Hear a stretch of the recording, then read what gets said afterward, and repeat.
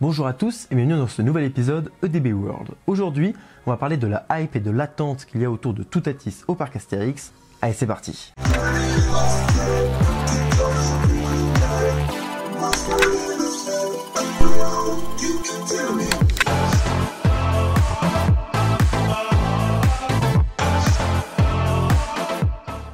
Avant de commencer, je vous invite à vous abonner à cette chaîne YouTube ainsi qu'à me suivre sur mon compte Instagram si c'est pas déjà le cas. D'ailleurs, c'est assez incroyable parce que vous êtes bientôt 10 000 à me suivre sur mon compte Instagram. Donc je tiens à vous remercier. Aujourd'hui, on va donc parler de Toutatis et je sais que ça va faire du bien à certains parce qu'il y en a qui n'en peuvent plus, qui n'ont qu'une hâte, c'est de monter dedans. Tout d'abord, où en sommes-nous? Actuellement, le parc Astérix est fermé pour la période d'hivernage. Cette période sert à faire donc les grosses maintenances sur les attractions, on remplace des pièces, on envoie les trains chez Coppel, une société qui se charge de faire la maintenance un peu plus poussée des véhicules une fois par an. Et également, on a donc Toutatis, la zone de Toutatis qui continue de grandir. Le coaster, lui, il est toujours là, mais on a donc toute la partie déco qui se poursuit et les accès également, toutes les infrastructures, les choses comme ça, qui sont évidemment obligatoires dans ce genre de chantier, qui se font petit à petit avant l'ouverture. Le coaster, lui, aux dernières nouvelles, ne circule toujours pas, donc il ne boucle pas un tour complet. Il faut savoir qu'il y a une multitude de tests à faire sur ce genre d'installation avant de pouvoir faire des tests de roulage. C'est tout à fait normal et c'est vraiment des tests qui sont très conséquents. Il y a vraiment beaucoup de choses à faire. Ce sont des tests de tout ordre, donc électrique, mécanique, gabarit, j'en sais rien, et déjà qui sont lourds sur une montagne russe un peu plus classique comme Conda ou Walibi Belgium. Je vous laisse imaginer un petit peu le degré de difficulté des tests sur Toutatis avec ces 3 trains, ces 2 zones de propulsion, son aiguillage ultra rapide. Bref, c'est ultra lourd. Actuellement, oui, il y a plein de tests en cours sur Toutatis, en tout cas je l'espère, mais c'est vrai que ce sont des tests moins parlants qu'un train qui fait le tour du coaster. C'est plus des tests où on va faire avancer le train, voir s'il marche dans la gare ou dans la zone de frein, voir si les aiguillages fonctionnent correctement. Voilà, toutes ces choses-là. Et là, c'est vraiment des trucs faciles que j'ai dit, mais c'est beaucoup plus compliqué que ça et beaucoup plus conséquent que ça. Car nous, quand on parle de tests, on veut évidemment parler de tests avec le train qui circule, de tests de roulage. C'est normal, mais soyons patients, le parc nous tiendra au courant, quoi qu'il arrive, et de toute manière, moi, je me ferai un plaisir de relayer l'info, donc vous serez tenus au courant. Vous en faites pas. Les dernières infos officielles qu'on a eues, c'était une animation 3D de la zone avec des petites parties on-ride et off-ride de l'attraction, donc c'était absolument génial, on était tous aux anges, et c'était un petit peu le cadeau de Noël de la part du parc Astérix de cette année. D'ailleurs, je les remercie de nous avoir partagé cette superbe vidéo. Pour ce qui est de la date d'ouverture de l'attraction, je vais prendre la date du 18 janvier 2023. À cette date-là, il n'y a pas de date d'ouverture officielle. Aucune date d'ouverture. Sachez simplement que ça va ouvrir au printemps 2023. Et le parc, quand ils auront une date définitive à nous donner, ils nous la communiqueront, enfin ils la communiqueront à vous aussi sur les réseaux sociaux. Vous inquiétez pas, ils le mettront partout et nous on sera un plaisir de le relayer également. Vraiment, on pourra me dire oui, mais on a reçu une newsletter qui pouvait laisser penser que... Non, on va remettre les choses un petit peu au clair. Si le parc communique sur une date d'ouverture, croyez-moi, ils vont pas simplement envoyer un petit mail ou un truc. Non, ça va communiquer vraiment de ouf. Ça va communiquer un truc de malade et nous on les relaiera un truc de fou aussi. Donc, encore une fois, patience. Les mères de sûreté, je crois que c'est ça la phrase. Non. Soyons patients, soyons calmes et attendons la date d'ouverture. Je le précise et je me permets de le dire parce que je reçois un nombre de messages incroyables qui m'attraite d'ailleurs beaucoup plus que moi parce que moi je m'occupe plus des vidéos. 10-20 messages par jour sur Toutatis, c'est très lourd. Alors on le cherche aussi parce qu'on fait des vidéos dessus. Mais c'est vrai que voilà, s'il y a des petites questions comme ça simples qui pourraient nous être évitées, je préfère en parler en vidéo. Au niveau de l'ouverture, vous inquiétez pas. Le jour où on aura une date, vous la verrez, vous aurez même pas besoin d'envoyer de message. À ce niveau-là, je préfère vous rassurer. De toute façon, ça changera rien qu'on ait la date aujourd'hui ou dans 2 mois. Le parc va pas ouvrir plus vite. Donc de toute manière, ça changera pas grand-chose. Alors oui, pour prévoir des trajets, pour prévoir des voyages, je sais que ça change quelque chose. Si vraiment vous voulez être serein et que vous venez de très loin, malheureusement, il faudra peut-être venir un peu plus tard que l'ouverture ou alors prendre le risque de réserver plus tôt. Et du coup, c'est un risque que l'attraction n'ouvre pas et donc de perdre un petit peu son séjour. Après, le parc reste très bien à faire, on y va tous les ans, tout le temps, même sans Toutatis. Mais c'est vrai que si vous venez pour Toutatis, c'est un petit peu dommage. Mais cet enthousiasme est un peu trop prononcé, je le comprends tout à fait. Et justement, on va en parler.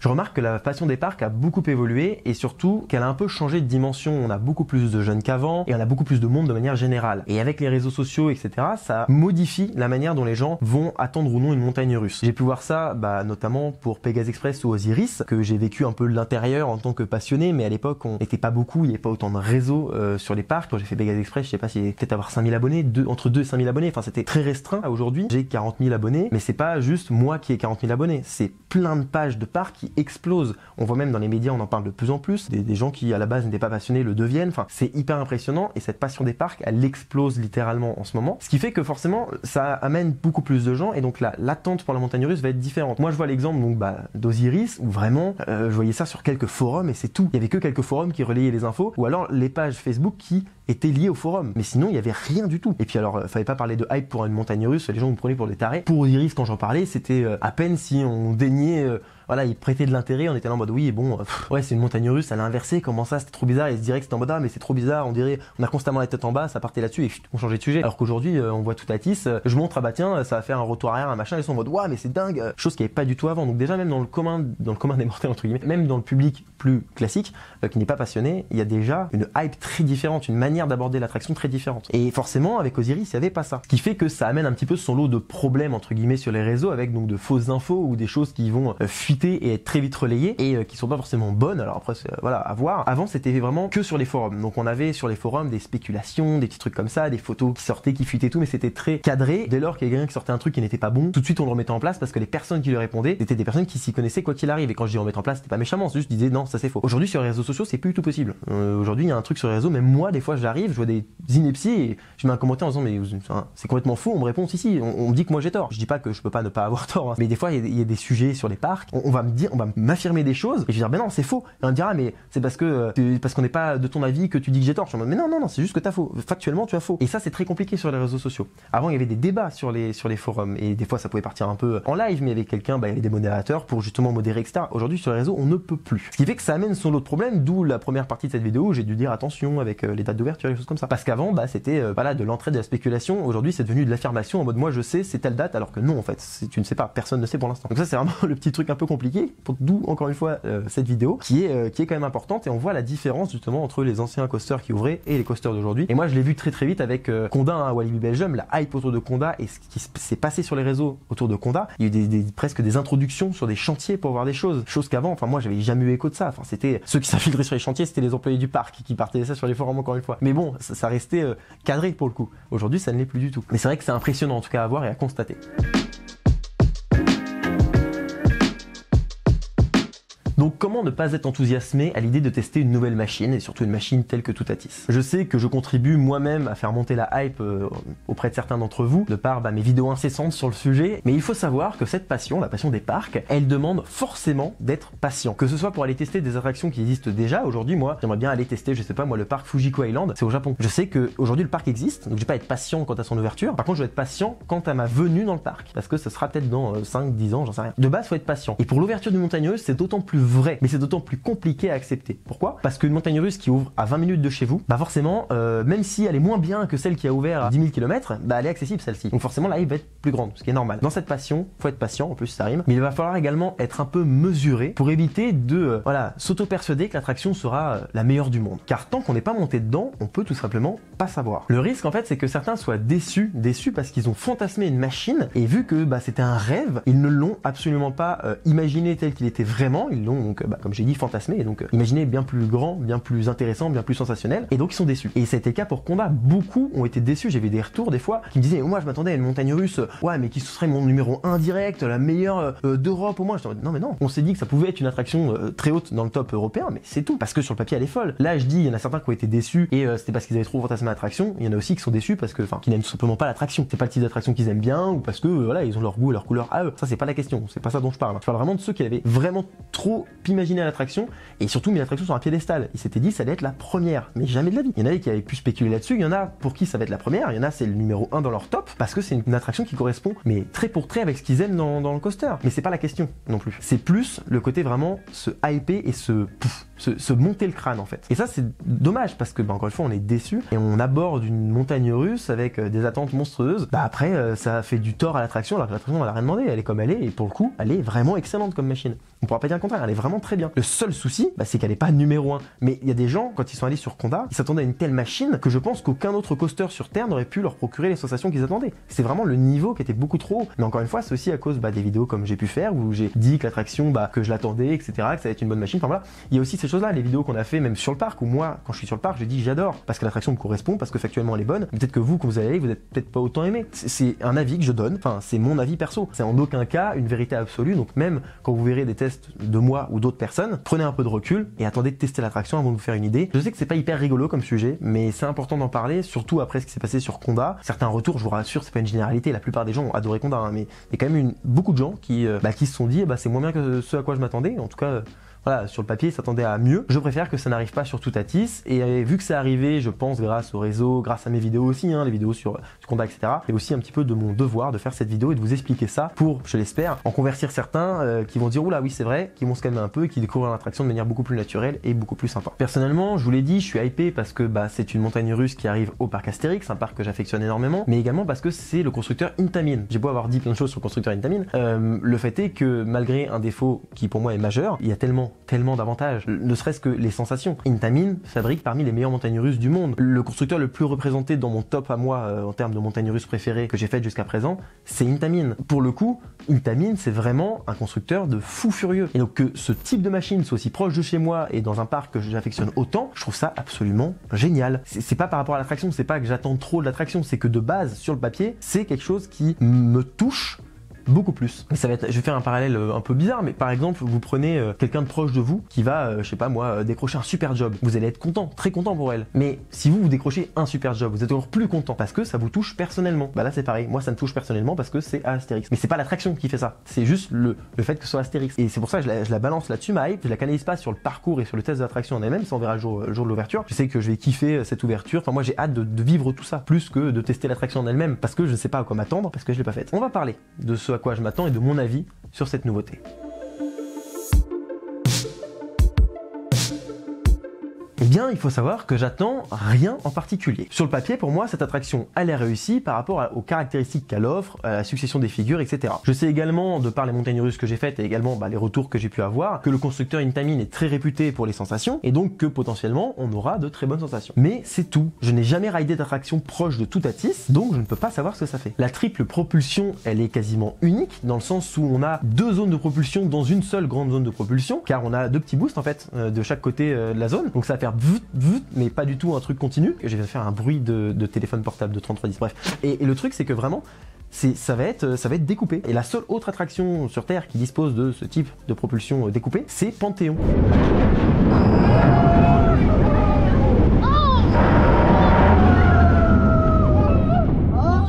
Panthéon, c'est aux États-Unis et pour rappel, je n'ai toujours pas été aux États-Unis, donc je n'ai toujours pas testé cette attraction. Mais pour le reste, une fois que cette partie elle est finie, et Toutatis il est unique. Il est vraiment unique. Donc on a par exemple une chute inclinée à 101 degrés. Mais ça sur un coaster comme ça, je ne l'ai jamais fait. Surtout qu'il y a des freins sur cette chute. Donc est-ce que ça va changer quelque chose? Oui, non. Je sais pas. On a également donc une Heartline Roll qui passe au-dessus des visiteurs, c'est complètement dingue. Mais bref, pareil, qu'est-ce que ça va produire comme sensation?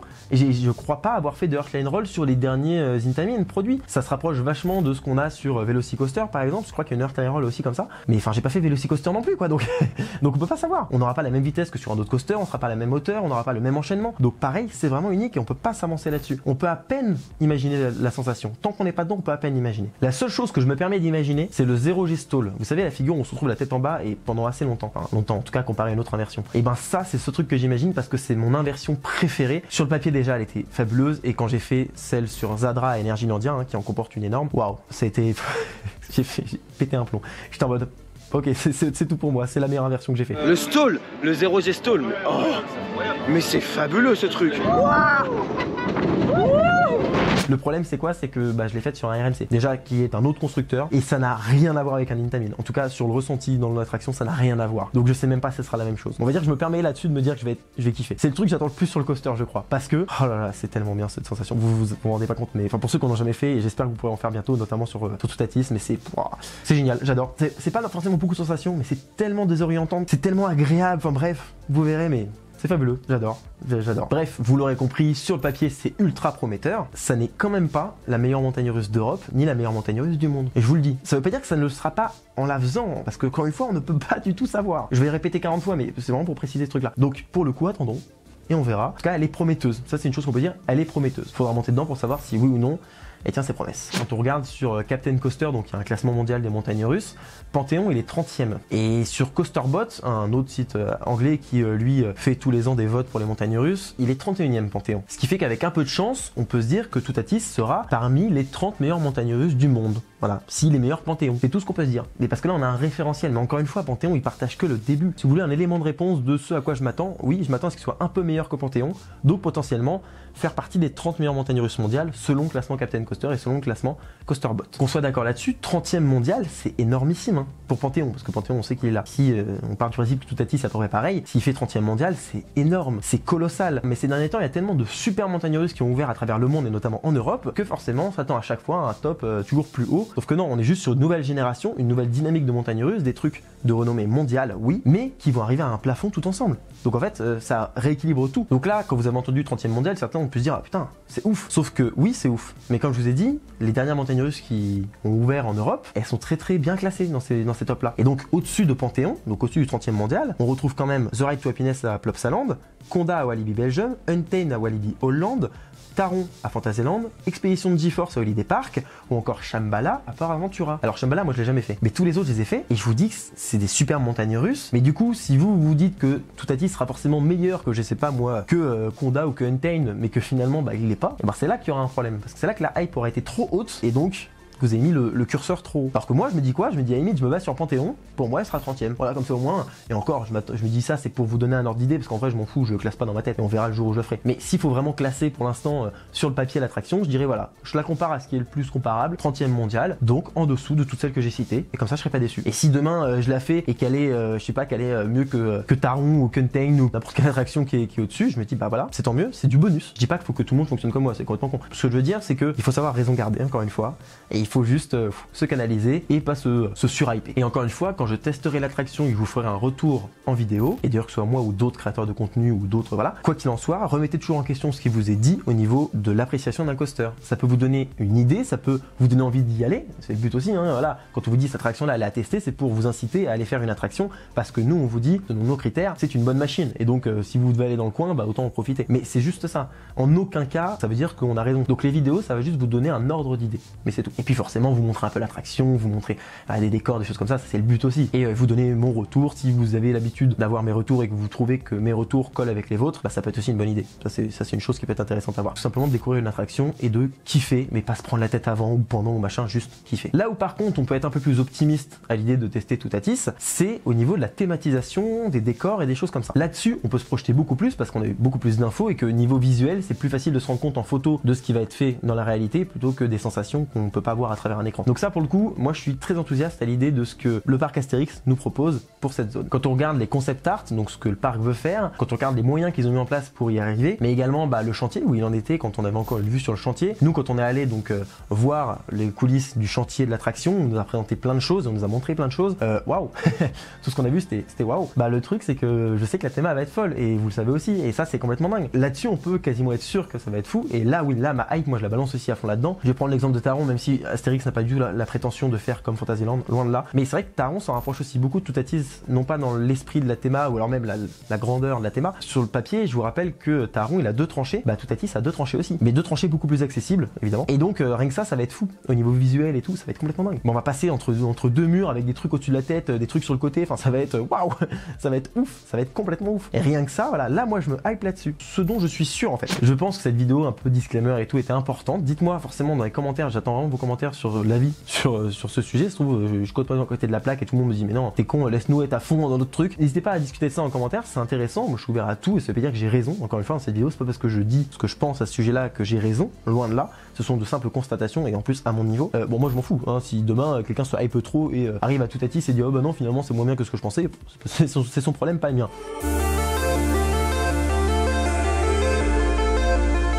Là où j'ai une hype absolument pas canalisée et là où vraiment je me lâche complètement, c'est le jour où on va tester l'attraction. Parce qu'en fait, je me rappelle très bien de comment j'étais quand j'ai vu pour la première fois de mes propres yeux les tests de Pégase Express. Les tests de Pégase Express, j'étais comme un dingue. J'étais comme un fou. D'ailleurs, j'ai fait une vidéo dessus. Si je dis pas de conneries, j'en avais peut-être fait en fiche ou en description si j'y pense. C'était absolument dingue. Cette attraction, ce de voir tourner une montagne russe comme ça à Astérix, c'était complètement fou.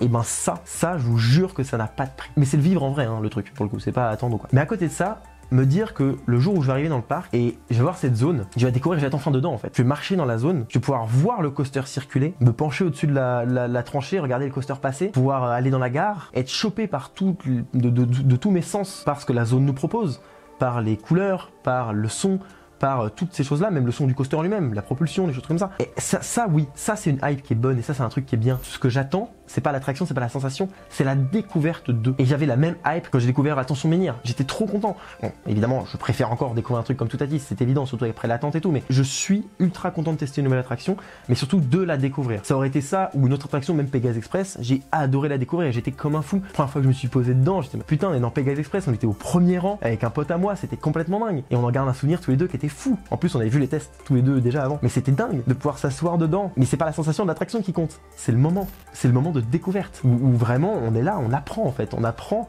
à connaître cette zone. Et puis bah on y retourne, on refait l'attraction 2, 3, 4 fois. Puis le soir on rentre chez nous, puis on s'endort. Et que dans la tête que ça. Et puis on y retourne quelques temps après. Moi je sais que je vais y aller beaucoup. Mais j'y retourné juste après. Et à chaque fois je redécouvrirai la zone et après je me dis ah, putain c'est vrai que c'est ça. Ah mais ça j'avais pas vu. Ah mais ça machin. C'est ça qui pour moi est bon. C'est ça. Mais encore une fois ça n'est que mon avis. Si vous, ce qui vous intéresse, c'est juste l'attraction, le faire, vous en foutez, la théma, vous en foutez, c'est juste faire l'attraction, les sensations, libre à vous, et c'est normal, hein. Encore une fois, on est tous différents par rapport à ça. Mais personnellement, ce que je cherche, c'est ça. C'est la découverte de l'attraction, c'est le moment, cet instant qui est unique. En 10 ans, je vais la faire plein de fois, et dans 10 ans, ce sera juste une montagne russe, ce sera comme Osiris, quoi. J'y vais, je la fais. Mais là, les premiers jours, les premiers mois, elle aura cette valeur, cette espèce de, voilà, de côté unique. Après, ça disparaîtra tranquillement et puis ça laissera place à d'autres choses, à d'autres attractions dans d'autres parcs ou même à Astérix. Mais c'est ça pour moi le plus important, cette découverte, ce moment où tu as la chance de pouvoir atteindre cette attraction. L'attraction c'est du bonus, si elle est bien et si elle est ultra bien classée, c'est du bonus. J'ai hâte de la tester l'attraction, c'est pas la question, mais ce qui me hype le plus c'est cette découverte, c'est ce moment, tu vois. Et c'est comme quand j'ai découvert Fly. Quand j'ai découvert Fly, j'étais comme un fou. Et pourtant, bah il y avait 4 ans d'attente, machin et tout, mais quand j'y suis allé et j'ai vu l'attraction entre moi, j'étais comme un dingue. Et le truc en plus avec Fly, ce qui est assez dingue, c'est que là j'y suis retourné, donc ça faisait un an j'y étais pas allé, et j'ai beau avoir fait Fly plein de fois, avoir découvert la zone plein de fois, franchement l'arrivée dans la zone de Fly et la gare et être monté dans l'attraction une nouvelle fois. Je sais pas comment c'est possible, mais en tout cas à Fantasyland, et c'est pour ça que j'adore ce parc, hein, chaque fois que j'y retourne, j'ai cette petite flamme, ce petit truc unique que je retrouve dans aucun autre parc, qui est tout le temps là, et que je retrouve seulement dans les ouvertures d'attractions. Bah, j'espère que Toutatis me procurera cette petite flamme pendant plus longtemps. Mais c'est vraiment des trucs, je vous dis, c'est dingue, c'est vraiment dingue, et c'est ça le plus important. C'est la manière dont vous allez le vivre. Et le but, c'est pas de vous prendre la tête avec. Le but, c'est pas de, voilà, que vous soyez déçu, que vous soyez content. Non, profitez de l'instant, profitez du moment. Oui, vous allez tester l'attraction. Mais si vous y allez avec des amis, bah, vous allez profiter d'un moment avec des amis, vous allez découvrir avec des amis. Vous allez partager ça. Moi, j'ai pas envie de la découvrir toute seule, l'attraction. Demain, le parc Astérix m'appelle, me dit Étienne, tu peux venir faire l'attraction avant tout le monde? J'arrive, je fais bah non. Alors je viens quand même voir l'attraction, on va pas se mentir, hein. On va se passionner les gars. Mais si on me dit monte dedans, je vous garantis que je serais capable de dire non. Sauf s'il y a un pote à moi à ce moment-là, y a pas de souci. Mais le découvrir tout seul, il y en a dans les commentaires qui me diront oui, moi je pense qu'on me dit demain tout seul tu montes dans le coaster et tu pars. Mais non, moi c'est pas possible. Moi faut qu'il y ait l'ambiance, faut qu'il y ait le truc autour, quoi. Comme on a fait pour Orochi et au Bocas, on est plein à tester l'attraction. Et à chaque fois c'est ces moments de partage. On revient toujours sur la même chose, le partage, le social, l'humain, bref. Ça c'était fou. Et c'est pour moi ce qui est à véhiculer sur cette ouverture d'attraction sur Toutatis. Cette vidéo à la base devait être assez courte, finalement je me suis un peu emballé, je pense qu'au montage j'ai dû réduire pas mal. Ceci étant dit, je vous remercie d'avoir suivi la vidéo jusqu'au bout. Je vous dis à bientôt pour un prochain épisode sur la DB World, sur une vidéo dans un parc. D'ici là, soyez enthousiastes